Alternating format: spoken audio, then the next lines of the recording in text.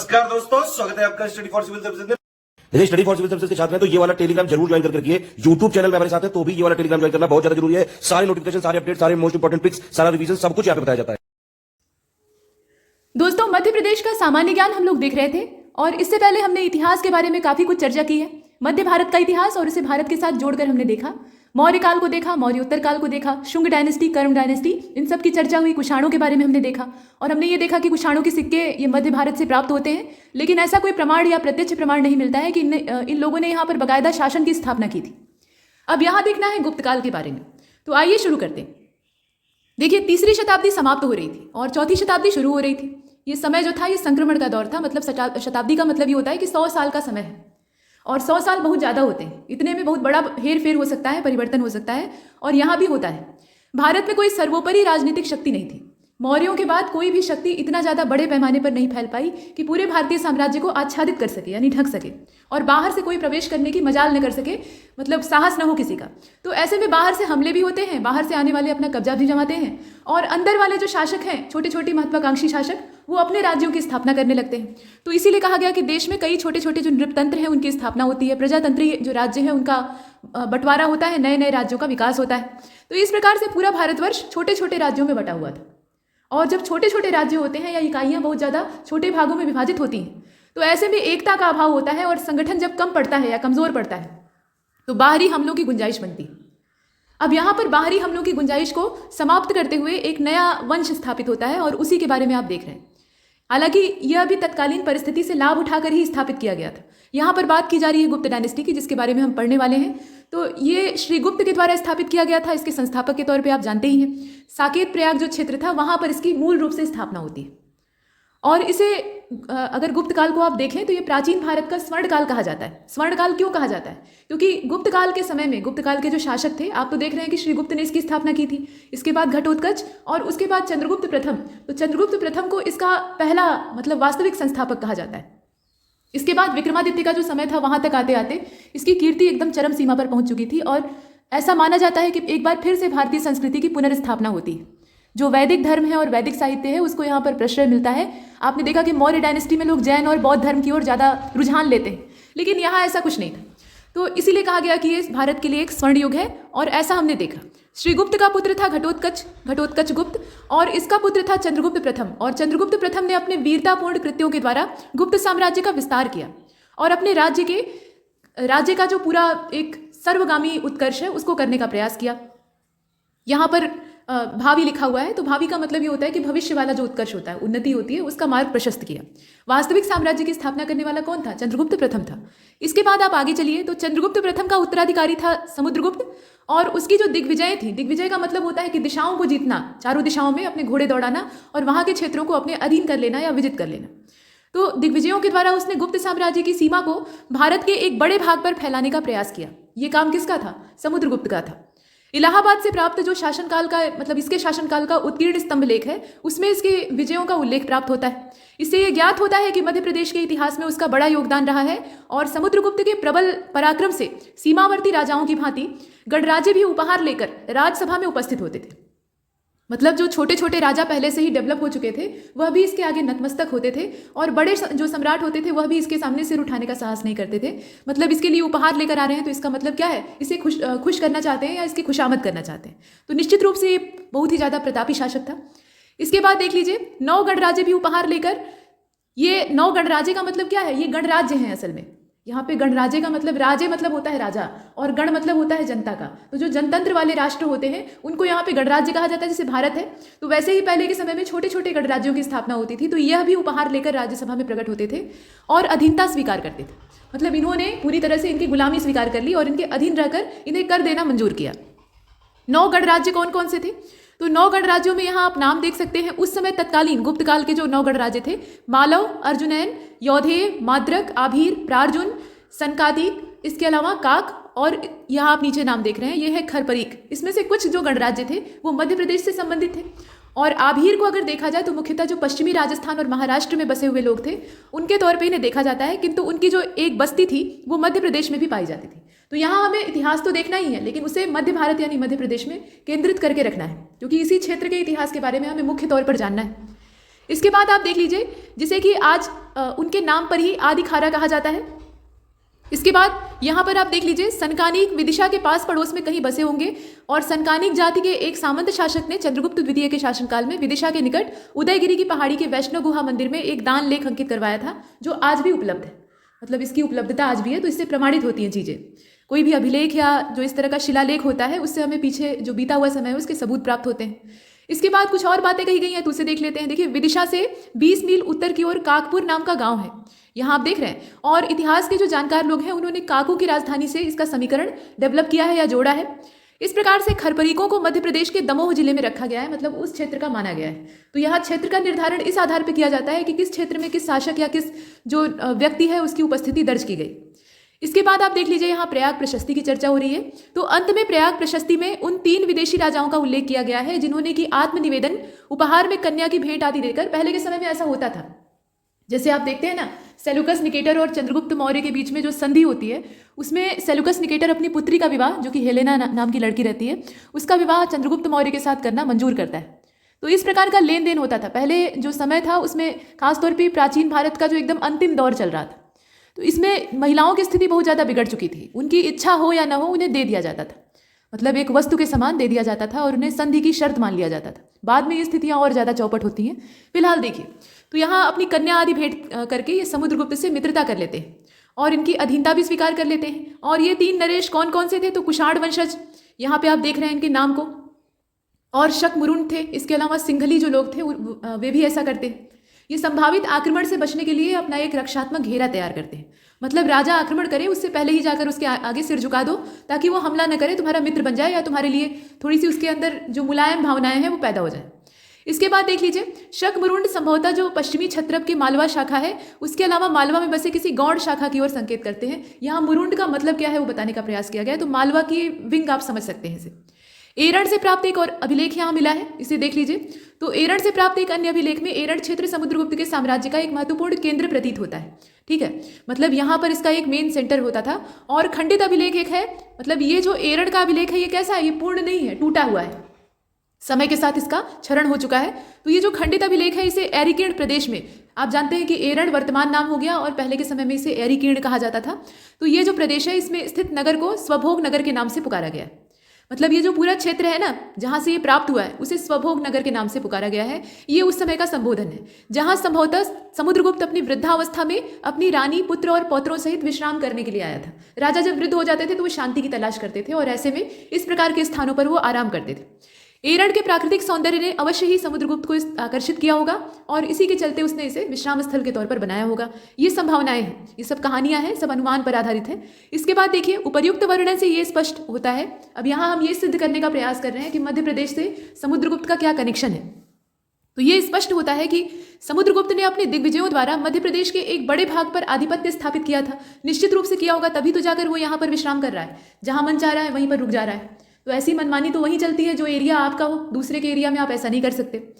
और उसके बाद गुप्त साम्राज्य के अंतर्गत इसका विलय किया था।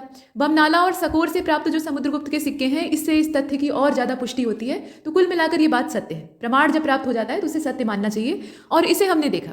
इसके बाद आगे बढ़ते हैं तो गुप्त इतिहास में इस काल से संबंधित कांच नाम के शासक के कुछ सिक्के प्राप्त हुए हैं और मध्य प्रदेश में ये सिक्के विदिशा और सकोर से प्राप्त हुए हैं। कांच कौन था? आप देखिए यहाँ पे कांच शब्द का उल्लेख प्राप्त हुआ है, तो कांच था कौन? इसके बारे में इतिहासकारों में बहुत गहरा मतभेद है, इसे आप देख रहे हैं। और कुछ इतिहासकार इसे समुद्रगुप्त ही मानते हैं। स्थानीय तौर पे इसे कांच के नाम से संबोधित किया गया, लेकिन वास्तव में ये समुद्रगुप्त था, ऐसा कुछ हिस्टोरियन जो है उनका कहना है। अन्य जो है उसे समुद्रगुप्त का भाई बुलाते हैं, यानी इसी का संबंधी या इसका बेटा रहा होगा, या तो इसका भ्राता रहा होगा या फिर इसका पुत्र रहा होगा। तो इस प्रकार से आपस में मतभेद है। कुछ लोग इसे समुद्रगुप्त ही मान लेते हैं और कुछ इसे उसका भाई या पुत्र मान लेते हैं। इसके बाद देखिए, गुप्त अभिलेखों के हिसाब से, गुप्तकालीन जो भी अभिलेख प्राप्त हुए हैं उसके हिसाब से समुद्रगुप्त का उत्तराधिकारी उसका पुत्र चंद्रगुप्त द्वितीय था। और इसमें अगर देखा जाए तो जो इस समय के अभिलेख प्राप्त हुए हैं गुप्त काल के, उसमें सर्वसम्मति से इसे स्वीकार भी किया गया है कि मतलब ये जो चंद्रगुप्त द्वितीय है ये समुद्रगुप्त के उत्तराधिकारी के तौर पर आते हैं। लेकिन विशाखा दत्त का जो देवी चंद्रगुप्तम है, यहाँ पर देखिए थोड़ा सा जो ग्रंथ होते हैं, समकालीन ग्रंथ होते हैं, उससे भी डायनेस्टीज की बहुत अच्छी जानकारी प्राप्त होती है, तो उसे भी ध्यान में रखना चाहिए। देवी चंद्रगुप्तम नाम का जो ये ग्रंथ है और ये एक लुप्त नाटक है, लाटक यहाँ लिखा हुआ है, असल में ये क्या होगा, नाटिका या नाटक होगा। तो ये जो यहाँ पे ड्रामा है, इसके कुछ अंशों की उपलब्धि, लुप्त का मतलब समझ रहे हैं, ये थोड़ी मात्रा में गायब हो चुका है और कुछ अंश इसके शेष हैं। ये विलुप्त नहीं है। विलुप्त शब्द जो होता है उसका मतलब है कि एकदम उसकी आपको परछाई भी ना मिले, एकदम ऐसा गायब हो, जैसे डायनासोर। और यहाँ पर ऐसी स्थिति नहीं थी, ये लुप्त नाटक था। इसके कुछ अंश प्राप्त होते हैं और उससे कुछ अन्य जो प्रामाणिक साक्ष्य हैं उनको जब मिलाया जाता है तो इतिहासज्ञ जो होते हैं वो इस बात को मानने लगते हैं या इस बात पर भरोसा कर लेते हैं कि समुद्रगुप्त का उत्तराधिकारी रामगुप्त नाम का राजा हुआ था। देखिए, विशाखा दत्त का जो देवी चंद्रगुप्तम है उसमें कहानी है और उसमें ये कहानी दर्शाई गई है कि रामगुप्त को ये उत्तराधिकारी घोषित करते हैं या वो खुद बन जाता है। और चंद्रगुप्त द्वितीय उसके छोटे भाई थे, यानी विक्रमादित्य के बारे में चर्चा हो रही है। तो रामगुप्त की यहाँ पे अगर बात की जाए, इसे आप देख लीजिए। रामगुप्त ने अपनी पुत्री, अपनी जो पत्नी थी, माफ कीजिएगा, रामगुप्त ने अपनी जो पत्नी थी ध्रुव देवी, उनको शकों के हाथ में देना मंजूर कर लिया क्योंकि उसे अपनी जान बचानी थी, वो कायर था। और ऐसी स्थिति में फिर चंद्रगुप्त द्वितीय जो है वे जाते हैं और ध्रुव देवी को छुड़ाते हैं और उसके बाद छुड़ाकर वापस ले आते हैं। तो यहाँ पर जो सत्ता है उसमें परिवर्तन होता है, इसे हम लोग देखेंगे। यहाँ देखिए फिलहाल मध्य प्रदेश में कौन कौन से सिक्के मिले हैं। तो जो कॉइन्स मिले हैं उसमें रामगुप्त के तांबे के सिक्के मुख्य रूप से एरण और विदिशा से मिले हैं। इसका मतलब है कि यहाँ पर इसका वर्चस्व रहा होगा। और यह सिक्के सिंह तथा गरुड़ प्रकार के हैं। सिंह तथा गरुड़ प्रकार के सिक्कों का मतलब ये होता है कि उस पर जो मेन सिंबल है वो सिंह और गरुड़ का होगा, जिसकी गुप्त लिपि में रामगुप्त नाम का जो नाम है उस पर लिखा हुआ मिलता है। मतलब सिक्कों पर जो गुप्तकालीन लिपि है उसका इस्तेमाल करके रामगुप्त नाम का जो नाम है वो दर्ज किया गया है। इससे ये प्रमाणित होता है कि ये उसी के समय के सिक्के थे। और कुछ सिक्कों पर गुप्त शासन का जो चिन्ह है, मतलब गुप्तों का जो राजकीय चिन्ह था वो गरुड़ ध्वज था। गरुड़ ध्वज का मतलब ये होता है कि एक ध्वजा का निशान और उस पर गरुड़ पक्षी का जो चिन्ह है वो दिखाई देता है।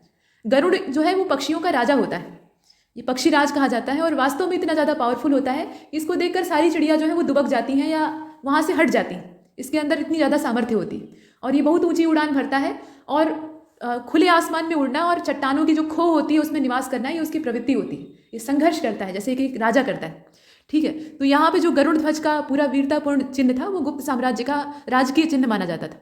तो गरुड़ ध्वज का भी चिन्ह अंकित मिलता है सिक्कों पर। जैसे हम लोग देखते हैं ना, जैसे हमारे नोट होते हैं और सिक्के होते हैं तो उस पर भारत सरकार का जो सिंह स्तंभ वाला चिन्ह है, अशोक स्तंभ का जो ऊपर का हिस्सा है, शीर्ष है, वो अंकित होता है भारत सरकार के राजकीय चिन्ह के तौर पर। ठीक वैसे ही यहाँ भी जो मुद्राएं होती थी उस पर गरुड़ ध्वज अंकित होता था। इसके बाद देख लीजिए, हाल ही में विदिशा में जो 3 जैन तीर्थंकर हैं उनकी प्रतिमाएं प्राप्त हुई और उत्कीर्ण लेख भी प्राप्त हुए, जिसमें कि महाराजाधिराज की उपाधि सहित रामगुप्त के नामोल्लेख से अब इतिहासकारों का यह विश्वास दृढ़ हो गया है कि रामगुप्त सम्राट ही था। मतलब समुद्रगुप्त के बाद अगर देखा जाए तो उसका जो उत्तराधिकारी है प्रामाणिक है, ये मतलब इसमें कोई डाउट नहीं। वैसे हम लोग डायरेक्टली ये कह देते हैं कि समुद्रगुप्त के बाद चंद्रगुप्त द्वितीय, लेकिन बीच में रामगुप्त का भी समय आता है और ये सम्राट था निश्चित रूप से। हालांकि ये महाराजाधिराज होने के योग्य नहीं था, लेकिन फिर भी इसने इस पदवी को धारण किया था। महाराजाधिराज की टाइटल उस समय वही धारण कर सकता था या वही एज्यूम कर सकता था जो वास्तव में सामर्थ्यवान हो, जो कि एक चक्रवर्ती सम्राट हो।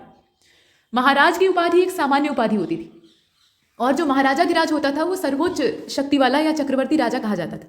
तो रामगुप्त ने ऐसा कुछ नहीं किया था, लेकिन उसने धारण कर लिया था।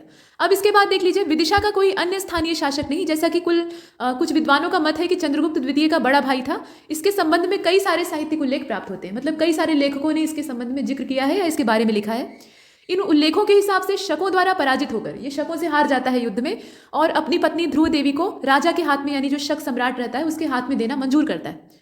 मतलब जो व्यक्ति अपनी पत्नी की रक्षा नहीं कर सकता है वो किस प्रकार से महाराजाधिराज की टाइटल धारण करेगा, ये आप सोच सकते हैं। और उसके जो छोटे भाई थे यानी चंद्रगुप्त, उन्होंने हस्तक्षेप किया और गुप्त साम्राज्य की प्रतिष्ठा, जो कि वो नगर वधु थी यानी गुप्त साम्राज्य की बहू थी और उनकी जो अस्मिता थी वो यहाँ पे गुप्त साम्राज्य की इज्जत मानी जाती थी। उस समय ये इज्जत की बात होती थी, मतलब स्त्री जो होती थी उसे कुल की इज्जत माना जाता था, आज भी माना जाता है, हालांकि ये बहुत ज़्यादा रूढ़िवादी परंपरा है। तो चंद्रगुप्त ने यहाँ हस्तक्षेप किया और उसने शक राजा की हत्या भी कर दी।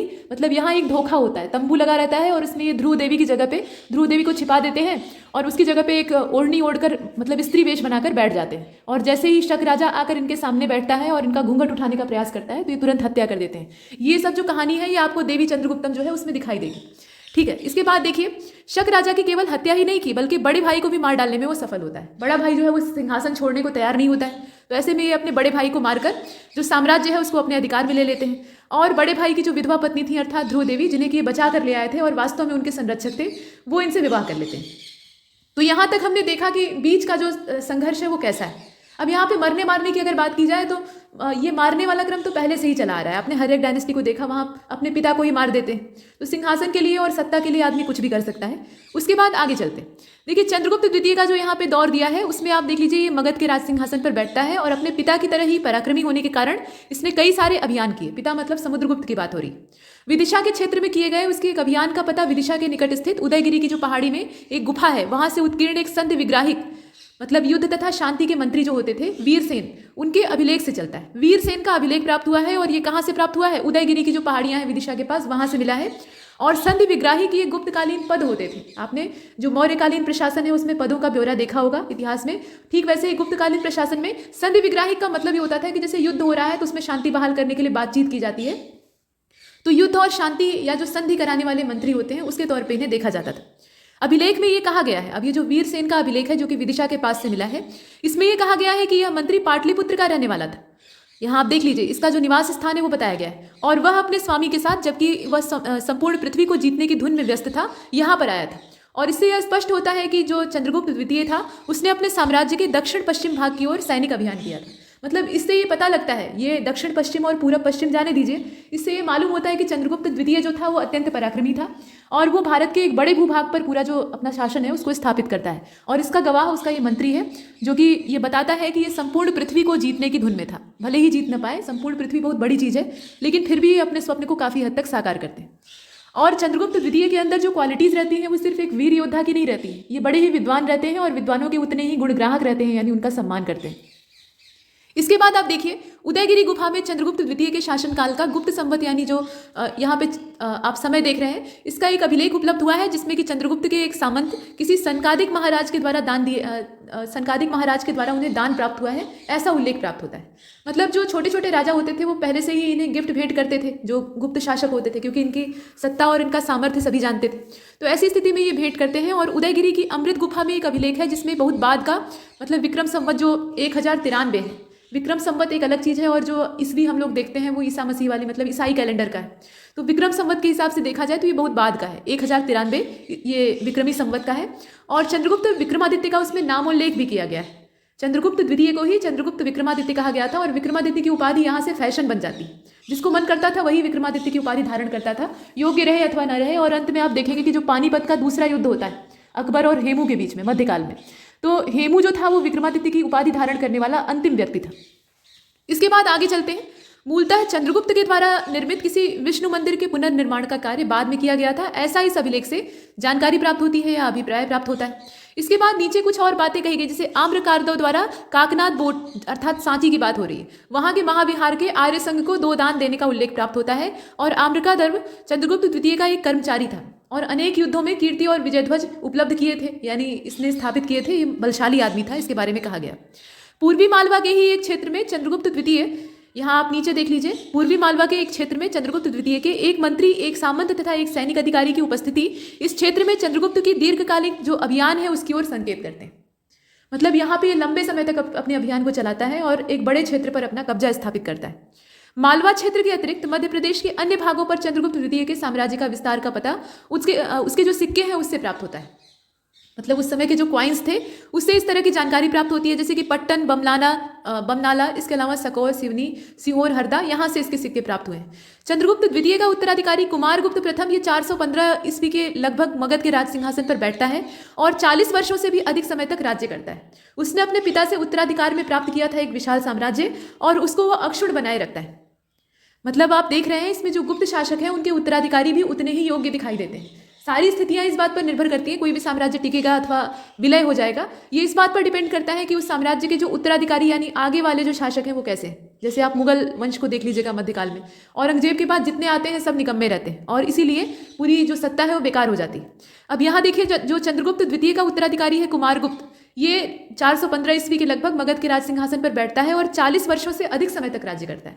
कोई भी राजा अगर 40 साल से अधिक समय तक राज्य कर रहा है तो इसका मतलब क्या है कि उसका पराक्रम एकदम चरम सीमा पर होगा और सब उसका दबदबा मानते होंगे, तभी वो इतना स्थायी रूप से टिक पाया है। इसके बाद देख लीजिए, यहाँ पर कुछ और बातें। अभिलेखों में उसके कुछ राज्यपालों और सामंतों के नाम सुरक्षित रखे हैं जो मालवा क्षेत्र में थे और गुना जिले के तुमेन नाम के स्थान से प्राप्त गुप्त संवत 116 के शिलालेख में कुमारगुप्त प्रथम के शासनकाल में तुम्बन के शासक घटोत्कच गुप्त का उल्लेख आया है। मतलब पीछे के जो पूर्वज है उनका भी उल्लेख प्राप्त होता है और जो स्थानीय शासक है उनका भी उल्लेख प्राप्त होता है, तो इसको ध्यान दीजिएगा। इसी प्रकार से मंदसौर से प्राप्त मालवा संवत 493 के अभिलेख में कुमारगुप्त प्रथम के शासनकाल में उसके एक सामंत सेनापति बंधुवर्मा के दशपुर मंदसौर में शासन करने का उल्लेख आया है। और बंधुवर्मा विश्ववर्मा का पुत्र था। बंधुवर्मा कौन था? ये विश्ववर्मा का पुत्र था और विश्ववर्मा के पिता का नाम नरवर्मा था, पितामह का नाम सिंहवर्मा था। अब ये पूरी वंशावली आपको जानने की आवश्यकता नहीं है, बस एक चीज इसमें ध्यान दीजिएगा कि जो नरवर्मा है वो संभवतः चंद्रगुप्त विक्रमादित्य के अधीन एक सामंत था। इतना ही परिचय पर्याप्त है, ठीक। बंधुवर्मा, विश्ववर्मा और ये नरवर्मा, मतलब ये जो पूरी यहाँ सीक्वेंस आप देख रहे हैं, ये सामंत लोग हैं, सामंती है जो कि राजा के अधीन होते थे। इसके बाद देख लीजिए नरवर्मा के मालवा संवत, ये देखिए जैसे विक्रम संवत होता है, शक संवत होता है, वैसे इन्होंने मालवा संवत की स्थापना की थी। तो मालव संवत जो है 461 तथा 476, इसके 2 अभिलेखों की यहाँ से प्राप्ति हुई है। मतलब ये मंदसौर का क्षेत्र है, मंदसौर के क्षेत्र से ये प्राप्त हुए हैं। ये नरवर्मा के अभिलेख है, इन्हें आप ध्यान दीजिएगा। और इन अभिलेखों से गुप्त काल का जो शासन तंत्र था या प्रशासन आप कह सकते हैं, यहाँ देखिएगा उस पर प्रकाश पड़ता है। तत्कालीन अभिलेख जो होते थे वो प्रशासनिक व्यवस्था या सामाजिक ढांचे या धार्मिक जो स्ट्रक्चर या रीति रिवाज उस समय के होते थे उस पर प्रकाश डालते थे। उदयगिरी से प्राप्त गुप्त संवत 106 का जो जैन गुफा लेख है, मतलब गुफा के अंदर जो दीवारें हैं उस पर उत्कीर्ण किया गया है, उसमें कुमारगुप्त के शासनकाल में शंकर नाम के किसी व्यक्ति द्वारा पार्श्वनाथ की मूर्ति की प्रतिष्ठा का उल्लेख मिलता है। इसका मतलब यह है कि वैदिक सभ्यता का पालन करते हुए भी जैन और बौद्ध धर्मों के प्रति इनकी जो आस्था है वो देखी जाती है। इसके बाद मध्य प्रदेश में कुमारगुप्त के कुछ सिक्के भी मिले हैं, जिससे कि इस क्षेत्र पर कुमारगुप्त के साम्राज्य का विस्तार का पता लगता है। सिक्के प्राप्त होने से ये पता लगता है कि इस क्षेत्र में इनकी उपस्थिति तो रही होगी। और ये सिक्के पूर्वी निमाड़ जिले में स्थित जो बमनाला नाम का स्थान है वहां से प्राप्त हुए हैं। तो ये वाला जो इन्फॉर्मेशन है महत्वपूर्ण है। देखिए पूरा पैराग्राफ इंपॉर्टेंट नहीं है, जैसे अब यहाँ आपने देखा कि पूरा नरवर्मा के बाद सिंहवर्मा और न जाने कौन कौन, तो ये सब नहीं। जो इसमें फैक्चुअल चीजें हैं जो कि प्रीलिम्स में पूछी जा सकती हैं, उतना आपको ध्यान देना है। मेंस के लिए या मेंस के पर्पज से देखना है तो पूरा डिटेल में आप देखेंगे, क्योंकि आपको पूरा वहाँ डिस्क्राइब करना होता है। इसके बाद आगे चलते हैं। वैसे ये जो एमपीजी के आप देख रहे हैं सीरीज के हिसाब से, इसमें जितनी भी इंफॉर्मेशन है वो मेंस के लिए भी उतनी ही ज्यादा उपयोगी। आगे देखें तो गुप्त साम्राज्य का क्या होता है। इसमें कुमारगुप्त के शासन का जो अंतिम चरण था उसमें राज्य पर एक गहरी विपत्ति आती है और स्कंदगुप्त ने इसे दूर किया। मतलब यहाँ पे क्या हुआ, कुमारगुप्त के शासन का जो अंतिम चरण था उस समय राज्य की जो अस्मिता है वो खतरे में पड़ती है। लेकिन कुमारगुप्त का जो यहाँ पे उत्तराधिकारी आपको दिखाई दे रहा है स्कंदगुप्त, ये कुमारगुप्त प्रथम का उत्तराधिकारी था। ये ध्यान दीजिएगा कि ये कुमारगुप्त प्रथम है, यहाँ पे प्रथम और द्वितीय भी चलता है, जैसे चंद्रगुप्त प्रथम और चंद्रगुप्त द्वितीय। तो कुमारगुप्त प्रथम का पुत्र था या उसका उत्तराधिकारी आप कह सकते हैं स्कंदगुप्त, और उसने राज्य के जितने भी संकट थे उनको दूर करके एक बार फिर से अखंड साम्राज्य की स्थापना की। इतिहासकारों द्वारा उसका जो शासनकाल है वो 455 से लेकर 467 के बीच में निश्चित किया है। और उसने अपने शासनकाल में म्लेच्छ का मतलब ये होता है कि बुरा व्यक्ति जिसके अंदर बहुत सारे अवगुण विद्यमान हो, तो ये म्लेच्छ शब्द जो है ये हूणों के लिए इस्तेमाल किया जाता था और इसे हूणों के साथ युद्ध करना पड़ता है। और ये अत्यंत पराक्रमी शासक था। इसने क्या किया, हूणों को न सिर्फ पराजित किया बल्कि अपने राज्य की सीमा से बहुत बुरी तरह से बाहर खदेड़ दिया। मतलब हूणों की हिम्मत नहीं थी कि इसके शासनकाल में जो इसका साम्राज्य या इसका पूरा अधिकार क्षेत्र था उसमें पैर रख सके। तो यहाँ आप कह सकते हैं कि जो समुद्रगुप्त था ये भारत का रक्षक था। इसके बाद आगे देख लीजिए तो इसमें आप देखते हैं कि समुद्रगुप्त ने अपने शासनकाल में या राज्यकाल में भिन्न भिन्न प्रांतों में शासक नियुक्त किए थे, जिसमें से कुछ जो है वो सीधा संबंध मध्य प्रदेश से अपने इतिहास का जोड़ते हैं। मतलब जो शासक नियुक्त किए थे, जैसे प्रांतों में राज्यपाल होते हैं ना, प्रांत का मतलब यहाँ आप प्रदेश से समझ सकते हैं, तो राज्यपाल या गवर्नर की नियुक्ति होती है, तो गवर्नर की हैसियत से ही इन्हें नियुक्त किया जाता है और उस क्षेत्र का पूरा प्रशासनिक कार्य ये देखते थे। तो मध्य भारत में या मध्य प्रदेश में भी कुछ यहाँ दिखाई देते हैं। मंदसौर से प्राप्त एक मालव संवत 524 का अभिलेख है। मतलब इसमें आप ईस्वी के हिसाब से देखें तो ये 467-68 का माना जाएगा। इसमें राजा प्रभाकर, यहाँ आप देख लीजिए, राजा प्रभाकर ये सेनाओं के सेनापति दत्त भट्ट द्वारा कुछ शिल्प रचना का उल्लेख प्राप्त होता है। मतलब राजा प्रभाकर की सेना का जो सेनापति था दत्त भट्ट, उसके द्वारा कुछ शिल्प रचना करवाई गई थी, उसका उल्लेख प्राप्त होता है। और अभिलेख चंद्रगुप्त और उसके पुत्र गोविंद गुप्त का भी उल्लेख करता है। मतलब अभिलेख में ये बातें भी दर्ज है। बताया गया है कि दत्त भट्ट का पिता था वायुरक्षित, गोविंद गुप्त का ये सेनापति था या सेनाधिप उस समय कहा जाता था। देखिए सेनाधिप शब्द जो है ये सेनापति के लिए इस्तेमाल होता था। तो वायुरक्षित कौन था, ये दत्त भट्ट का पिता था और ये गोविंद गुप्त का सेनापति था। लेकिन क्योंकि अभिलेख की तिथि उसे स्कंदगुप्त के राज्यकाल के अंतर्गत या शीघ्र या पश्चात स्थापित करती है, इससे प्रभाकर और उसका प्रभाकर जो है ये उसका राज्यपाल प्रमाणित होता है। तो कुल मिलाकर मोटी बात यह है कि ये जो अभिलेख प्राप्त हुआ है इसमें प्रभाकर ये समुद्रगुप्त का राज्यपाल दिखाई देता है। हालांकि कुछ स्थानों पर इसे गोविंद गुप्त से जोड़ा गया है, लेकिन ये बाद वाले हो जाएंगे। इनका जो समय मैच करता है वो समुद्रगुप्त के साथ ज्यादा मैच करता है। माफ कीजिएगा, यहाँ स्कंदगुप्त की बात हो रही है, स्कंदगुप्त के साथ ज्यादा मैच करता है। अतः इससे कई विवादास्पद समस्याएं खड़ी हो जाती हैं। असल में जब समय दिया रहता है, किसी भी अभिलेख में कोई टाइम दर्ज किया रहता है, तो उसको इतिहासकार सही मानते हैं। लेकिन जब दूसरा अभिलेख उसी स्थान के आसपास मिल जाता है और इसमें कुछ दूसरा समय दे रखा होता है, तो दोनों में मतभेद पैदा होता है कि कौन सा सही है, कौन सा गलत है। और ऐसे में कुछ इतिहासकार जो है वो इसका फेवर लेंगे और कुछ जो है इसका फेवर लेंगे, तो ये आपस में विवाद वाली स्थिति हो जाती है। तो किसका संबंध कब से था, ये थोड़ा सा यहाँ जटिल प्रश्न है, इसे देख लीजिए। इतिहासज्ञों ने अभी इस विषय में गहरा मतभेद व्यक्त किया है, जैसा कि आप यहाँ देख रहे हैं। और रीवा जिले का जो सूपिया नाम का स्थान है, वहां से स्कंदगुप्त के शासन के यानी गुप्त संवत 141 के स्मारक स्तंभ लेख जो है वो प्राप्त हुए हैं। और इससे पता चलता है कि स्कंदगुप्त का विंध्य प्रदेश क्षेत्र पर काफी ज्यादा बड़ा प्रभाव था, वर्चस्व था। स्कंदगुप्त के कुछ सोने के सिक्के जो है वो दमोह जिले का जो सकोर नाम का स्थान है, ये सकोर है कहाँ पर, तो ये दमोह जिले में पड़ता है। दमोह का पुराना नाम आपने देखा है, तो दमोह जिले के सकोर नामक स्थान से ये प्राप्त हुए हैं। और ये सिक्के उसे महाकौशल क्षेत्र का जो प्रभाव है उसको दर्शाते हैं। कहने का मतलब ये है कि जो स्कंदगुप्त था उसका प्रभाव महाकौशल क्षेत्र तक था, ऐसा इन जो दमोह वाले लेख हैं या सिक्के हैं उनसे जानकारी प्राप्त होती है। इसके बाद आगे बढ़ते हैं, अगले हिस्से को देखते हैं। तो स्कंदगुप्त ने अपने राज्यकाल में हुए विदेशी आक्रमण तथा अन्य झगड़ों के बावजूद अंत तक विशाल गुप्त साम्राज्य का अधिकार बनाए रखा। मतलब ऐसा नहीं था कि इसका जो शासन था वो बहुत ज्यादा मीठा था या बहुत आराम से चल रहा था, इसे बहुत अधिक संघर्ष करना पड़ा। चंद्रगुप्त विक्रमादित्य ने उतना संघर्ष नहीं किया क्योंकि उनके समय तक स्थितियां इतनी गंभीर नहीं थी। लेकिन ये जो दौर था, स्कंदगुप्त का पूरा शासनकाल बहुत लंबा तो नहीं है, लेकिन जितना भी है तो इतना पूरा जो समय था ये अत्यंत संघर्ष वाला था। इसका आधा समय तो युद्ध करने में ही व्यतीत हो गया। पहले हूणों का हमला, उसके बाद फिर जो अन्य आंतरिक झगड़े थे वो चलते ही रहते थे। अंत तक विशाल गुप्त साम्राज्य का ये पूरा अपना अधिकार बनाए रखता है। तो लड़कर अपने आप को स्थापित करने वाला और वहां पर जमकर खड़े रहना, ये बहुत बड़ी बात होती है। और ऐसा जो करता है वो वास्तव में सच्चे अर्थ में पराक्रमी है। तो स्कंदगुप्त का जो भीतरी अभिलेख है उससे जो हूणों को इसने पराजित किया था, बहुत बुरी तरह से पराजित किया था। जो कहा जाता है ना कि मतलब नाकों चने चबाने पड़े हूणों को और उसके बाद मुंह की खानी पड़ी, तो वो दोनों मुहावरे यहाँ पर सार्थक होते हैं। और उसका जो जिक्र है वो भीतरी अभिलेख से प्राप्त होता है, ठीक है। और भीतरी कहाँ पे है, तो ये यूपी का जो गाजीपुर जिला है वहां पर स्थित है। धुआर्जुन भीतरी नाम का क्षेत्र है। काफी सघन जंगल पहले हुआ करता था, लेकिन अभी तो वहां भी डेवलपमेंट हो गया है। अभी देखिए 467 के आसपास जब इसकी मृत्यु होती है तो किसी को भी यह स्वप्न में भी नहीं आया था कि इतना शक्तिशाली साम्राज्य आने वाली पीढ़ियों के सामने आंखों देखते ही छीन हो जाएगा। मतलब यहाँ थोड़ी ऐतिहासिक भाषा का इस्तेमाल किया गया है। कहने का इसका ओवरऑल मतलब ये है कि स्कंदगुप्त का जो देहांत है वो होता है 467 ईस्वी में, संघर्ष करते करते। और जैसे ही उसकी मृत्यु होती है, जितना ये फैला हुआ साम्राज्य था और जितना इसका वैभव एकदम स्कंदगुप्त ने शिखर पर पहुंचा दिया था, वो सब एक झटके में डिक्लाइन होने लगता है। पतन बहुत तेजी से होता है और देखते ही देखते मतलब एक मनुष्य के ही जीवन काल में बहुत ज्यादा गिरावट देखी जाती है। लगने लगता है कि सब खत्म हो गया। ऐतिहासिक संकलन की वर्तमान परिस्थितियों में स्कंदगुप्त की मृत्यु के बाद गुप्त सम्राटों के इतिहास को एक निश्चित रूपरेखा दिखाना असंभव है।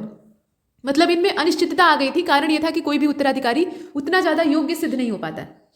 और गहरे मतभेदों के बावजूद इतिहासकारों के द्वारा जो अस्थायी पुनर्निर्माण उपलब्ध किया गया है उसके हिसाब से स्कंदगुप्त के बाद पुरुगुप्त, बुद्धगुप्त, नरसिंहगुप्त, कुमारगुप्त का मतलब कुमारगुप्त सेकंड की बात हो रही है। कुमारगुप्त फर्स्ट को आपने पीछे देखा है, या इसको द्वितीय अथवा तृतीय दोनों कहा जाता है। बीच में एक दूसरा रहा होगा तो इसे तीसरा, ये सब अनुमान है, ठीक है।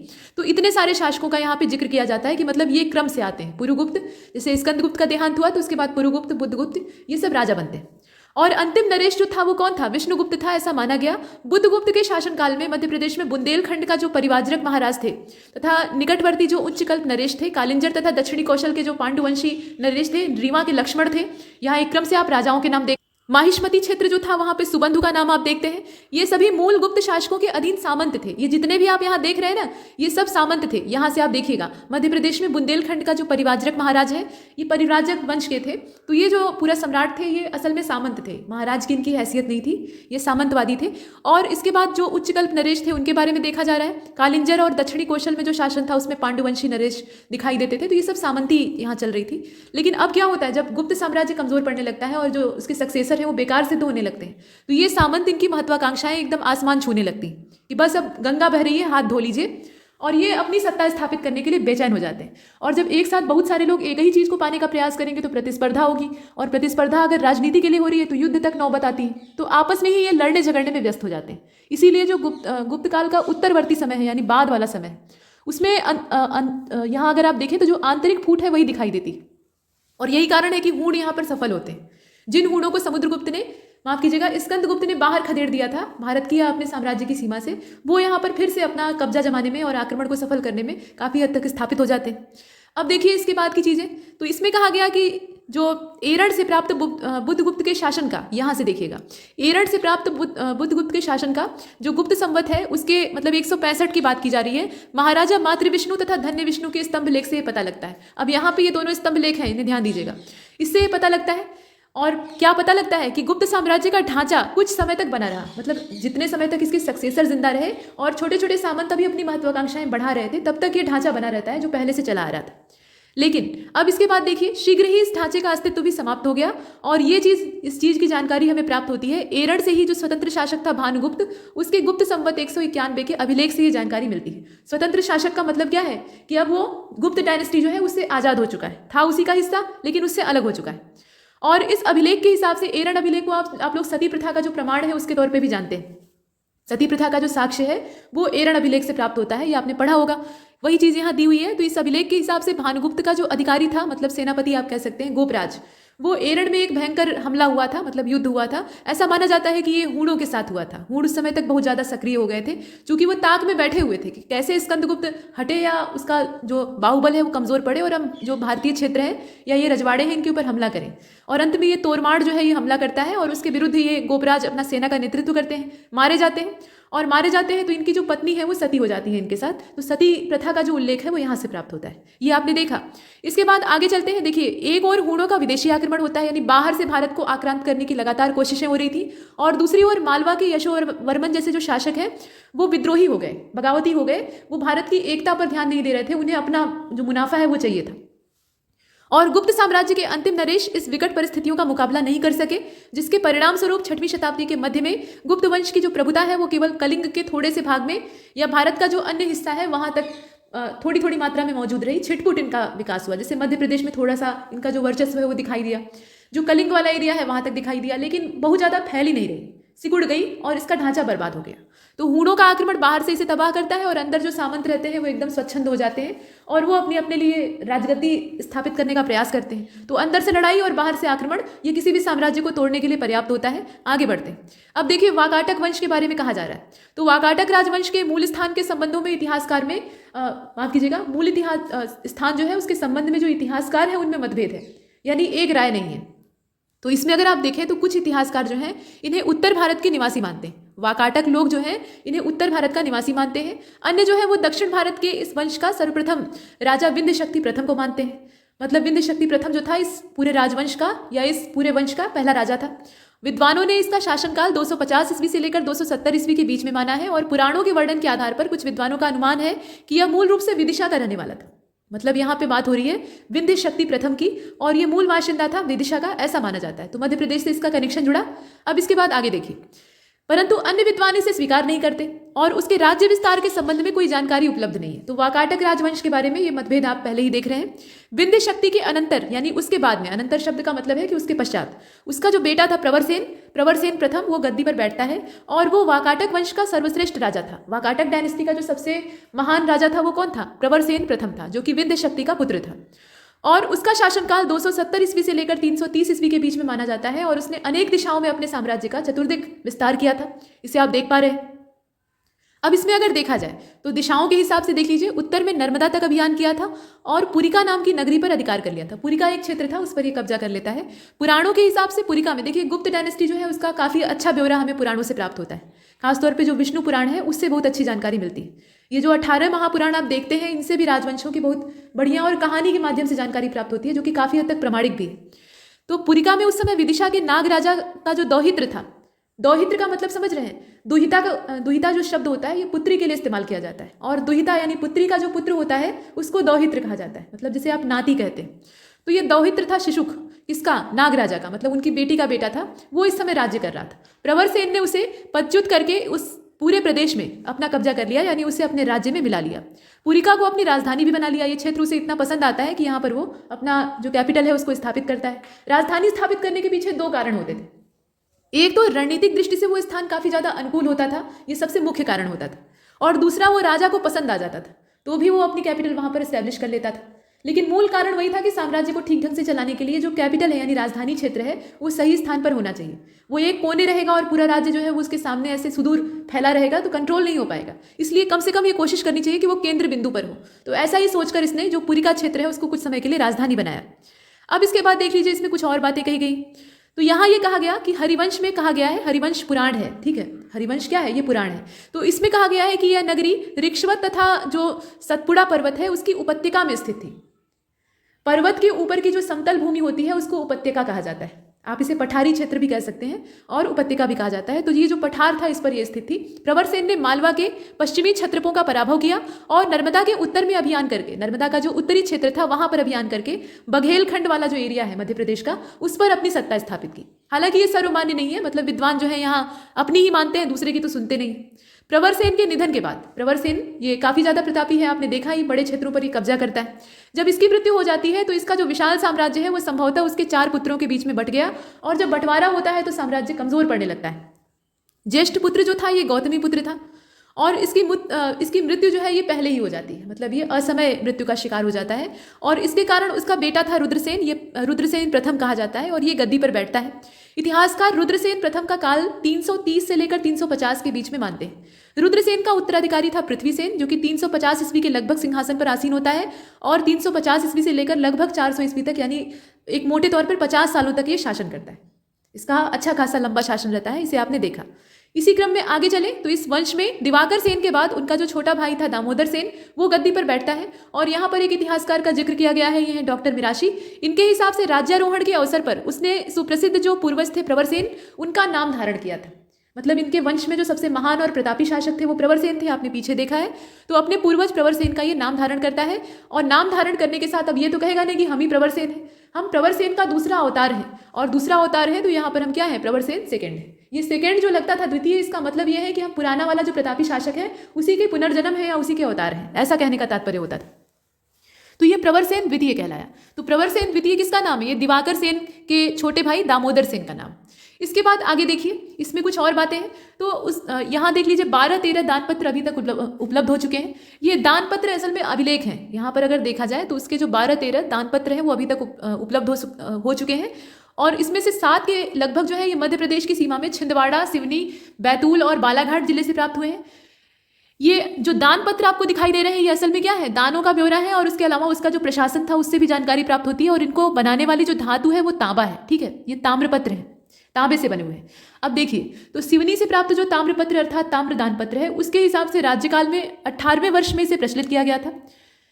और उसके बाद देखिए छिंदवाड़ा में जो दुडिया नाम का स्थान है और बालाघाट में तिरोड़ी, वहां से प्राप्त, और इंदौर में जो ताम्रपत्र प्राप्त हुआ है उसमें राज्यकाल के 23वें वर्ष में जो प्रचलित किए गए परंपराएं थी उनका ब्यौरा मिलता है। इसके बाद बैतूल जिले में पट्टन नाम का जो स्थान है वहां से राज्याभिषेक का जो 27वें वर्ष का ताम्रपत्र है वो प्राप्त होता है। यानी इसके पूरे शासनकाल का जो अलग अलग समय है, जैसे 18वां वर्ष आप देख रहे हैं, 23वां वर्ष देख रहे हैं, 27वां देख रहे हैं, तो इन समयों का जो ब्यौरा है वो प्राप्त होता है। ये एक ही टाइम के नहीं है कि एक साथ सब बनवा दिए, ये समय समय पर बनवाए गए। इसके बाद आगे बढ़ते हैं तो यहाँ आप देख लीजिए, इसी प्रकार छिंदवाड़ा जिले में जो पांडरण है वहां से लेकर इसके राज्यकाल के 29वें वर्ष का जो ताम्रपत्र है वो प्राप्त हुआ है, और बालाघाट से उसके शासन का जो तिथि रहित एक ताम्रपत्र है वो प्राप्त हुआ है। इन दान पत्रों में दिए गए ग्राम दोनों ओर से यह स्पष्ट है कि संबंधित क्षेत्र जो थे वो इसके राज्य के अंतर्गत थे। अच्छा, दान पत्र जो आप देख रहे हैं मतलब तांबे का दान पत्र, इसका क्या औचित्य हो सकता है? तो यहाँ पर जो गांव होते थे उन्हें दान में दिया जाता था। जैसे राजा किसी क्षेत्र को जीत लिया तो वहां के जो अधीन, मतलब वहां के पहले से रहने वाले लोग होते थे वो उसकी अधीनता स्वीकार कर लेते थे।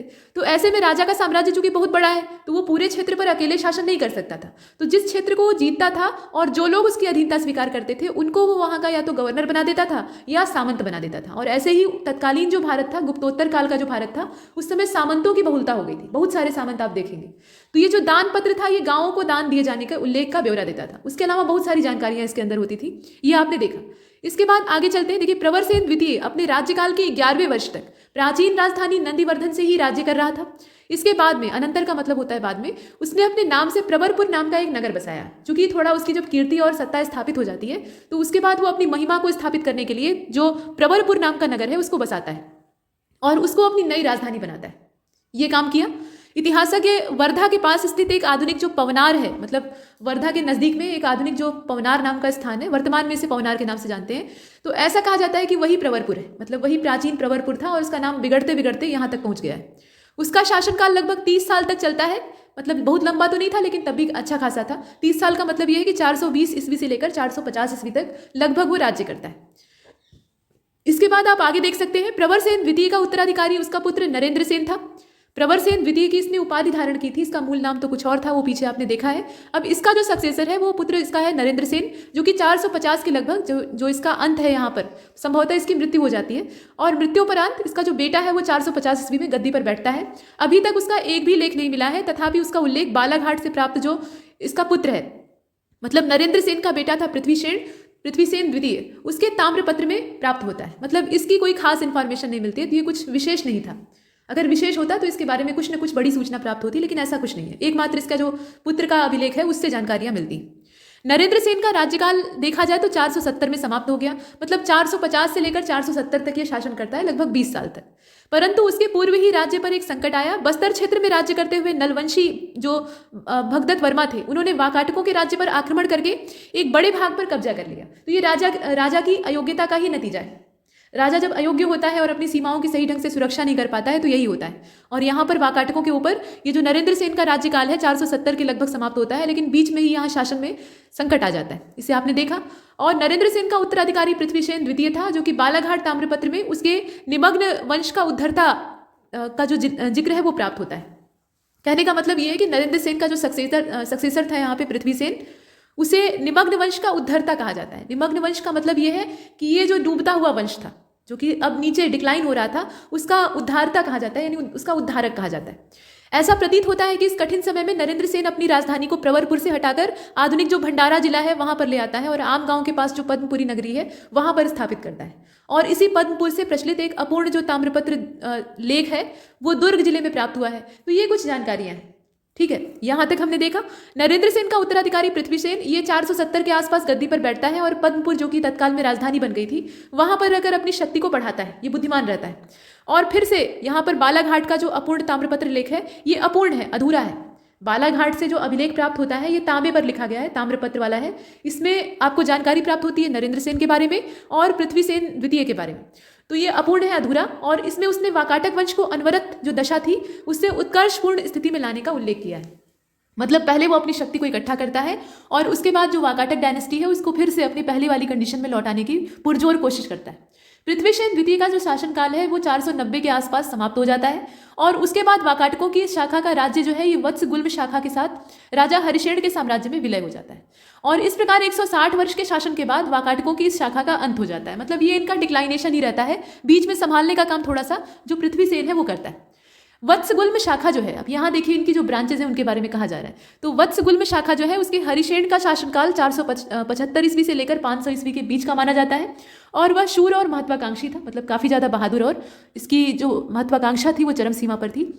उसने अपने राज्य की समस्त दिशाओं में विजय प्राप्त की और अजंता की गुफा से प्राप्त उसके लेख में उसके द्वारा विजित अथवा कर देने के लिए बाध्य किए गए राजाओं का ब्यौरा प्राप्त होता है। मतलब जिन राजाओं को इसने आक्रांत किया था, अधीन किया था, वो इसे कर देने के लिए और इसका जो वर्चस्व है उसको मानने के लिए मजबूर थे।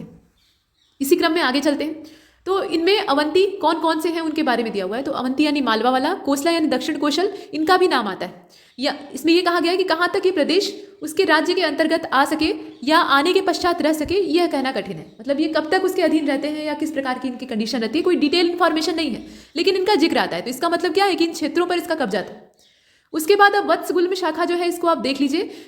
हरिशेन जो है ये इसका अंतिम राजा कहा जाता है और संभवतः इसके पश्चात एक दो राजा और होते हैं, लेकिन वो किसी काम के नहीं रहते हैं। और 550 के लगभग वाकाटक राजवंश जो थोड़ी सी शाखा इनकी बची हुई थी, जो कि यहाँ आप देख रहे हैं कि वत्सगुल्म शाखा कही जा रही है, तो उसका भी पतन हो जाता है और विदर्भ पर माहिष्मती के जो कलचुरी हैं उनकी सत्ता स्थापित हो जाती है। ठीक है, यहाँ तक आपने देखा। अब इसके बाद नीचे कुछ और जिक्र किया गया है। इस जिक्र को देख लीजिए। ये हूण आक्रमण है। हूण थे कौन? जिन्होंने कि गुप्त डायनेस्टी के जो अंतिम रूलर थे उन्हें बहुत ज़्यादा परेशान किया और उसके बाद वाकाटकों के साथ भी इनका बहुत अच्छा तालमेल नहीं था और ये काफ़ी ज़्यादा हिंसक और आक्रामक होते थे। लूटपाट करना इनका उद्देश्य होता था। तो यहाँ आप ध्यान से देखिएगा, हूण यायावर जंगलियों का एक गिरोह था। मतलब एक तरह से मोटे तौर पर कहा जाए तो ये डाकू थे जो कि बीहड़ों और जंगलों में रहा करते थे और ये घुमंतु होते थे। घूम घूम कर जहाँ भी शिकार दिखाई दे वहाँ हमला बोलते थे। चीन के आसपास इनका आदि निवास स्थान था, यानी मूल बाशिंदे वहीं के थे। मूलतः इनकी दो शाखाएं थी। एक शाखा जो थी वो ऑक्सस नदी पार करके ईरान पर तथा उसके बाद भारत पर हमला करती है। भारत पर जो हमला होता है वो एक विंग के द्वारा होता है और हूणों का भारत पर जो पहला आक्रमण है वो गुप्त सम्राटों के ही शासनकाल में होता है। जब स्कंदगुप्त ने 460 में इन्हें करारी पराजय दी तो उसके बाद इनके उत्पादों में कमी आती है। मतलब हूण जो है ये बड़ी महत्वाकांक्षा लेकर भारत पर हमला करते हैं। कि बस 2 दिन की बात है, हम जीत लेंगे।